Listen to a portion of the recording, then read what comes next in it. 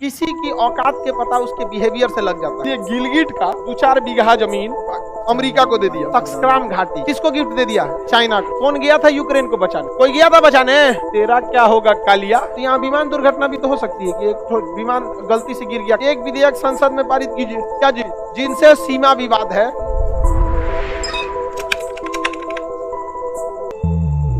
आजाद कश्मीर, बाल्टिस्तान और गिलगिट। आजाद कश्मीर, बाल्टिस्तान और गिलगिट। याद रहेगा सबसे बाहर वाला ये बाल्टिस्तान। ये सुनिए आप ध्यान से देखिए, किसी की औकात के पता उसके बिहेवियर से लग जाता है। समझ में आ गया कि नहीं आ गया? अगर किसी को कुत्ता दौड़ा दिया, वो भाग गया, तो शेर से क्या लड़ेगा? पाकिस्तान को लग रहा था कि भारत यहाँ से कब्जा कर लेगा, इसलिए गिलगिट का 2-4 बीघा जमीन अमेरिका को दे दिया। किसको दे दिया? अमेरिका। भाड़ा पे दे दिया।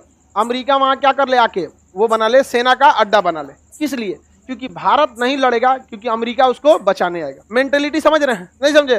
दूसरा, यहाँ पर उसने छोटा सा गांव सक्सक्राम घाटी, क्या नाम था? किसको गिफ्ट दे दिया? चाइना को। ताकि जब मार होगा, भारत लेने आएगा, तो इधर से कौन बचाने आएगा? चाइना।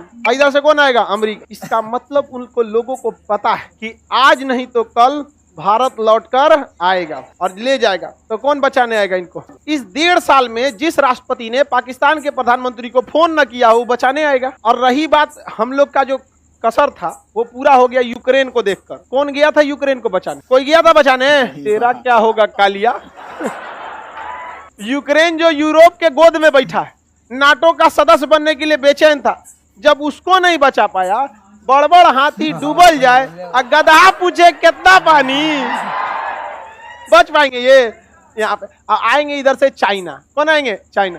चाइना से हम लोग को ज्यादा कंसर्न रहने की जरूरत। चाइना हम लोग को कर व्यापार से मारना चाहता, वो इतना ट्रेड में घुस चुका है ना कि वो मतलब क्या कर दिया है, भारत को पंगु बना दिया। भारत सरकार को स्पष्ट संसद से एक विधेयक पारित करना चाहिए कि जिन जिन देशों का भारत से सीमा विवाद है, उन देशों पर हम 20% एक्स्ट्रा टैक्स ठोक देंगे। अब वो जाएगा कहाँ? WTO में, कि WTO कहता है किसी भी देश पर एक्स्ट्रा टैक्स नहीं ठोक सकते। तो WTO को कहिए सीमा विवाद खत्म कर लो। खत्म कहानी, सीमा विवाद खत्म कर लो। क्योंकि चाइना ने 1962 में इधर का 10% एरिया कब्जा कर लिया, जिसे कहते हैं अक्साई चीन। क्या कहते हैं? अक्साई चीन। क्या कहेंगे? अक्साई चीन। अब बताओ, चाइना व्यापार करना चाहता है, हमें व्यापार से भी घाटा लगता है, बॉर्डर पे भी घाटा लगता है। एक विधेयक संसद में पारित कीजिए। क्या जी? जिनसे सीमा विवाद है, उन पर व्यापार करने पे हम क्या लाएंगे? Extra tax. कुछ एक्स्ट्रा टैक्स नहीं, उन पर WTO का छूट नहीं देंगे। WTO कहता है कि जबरदस्ती टैक्स नहीं लगाइए किसी चीज को महंगा करने का। अब बताओ भाई, या तो हमारा सीमा विवाद क्या कर दो? खत्म कर दो, नहीं तो चाइना का सामान ऑटोमेटिक क्या हो जाएगा? महंगा।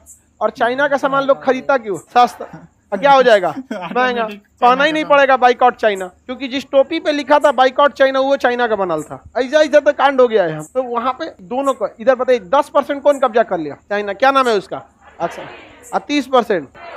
हाँ, समझ में आ गया कि नहीं आ गया?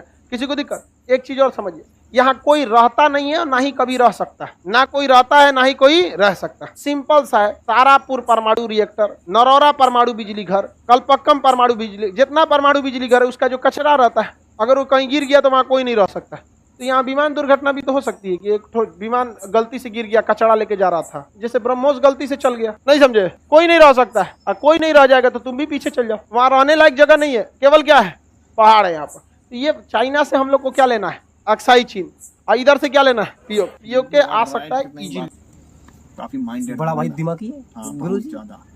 देखो कितने इनके पास बच्चे हैं यार, हजारों भाई लाखों उन्होंने कहा बच्चे कि हैं। भाई अगर टैक्स नहीं लिया जाएगा, बस चाइना की चीजें भाई महंगी हो जाएंगी। ऑटोमेटिक चाइना की चीजें महंगी हो जाएंगी भाई।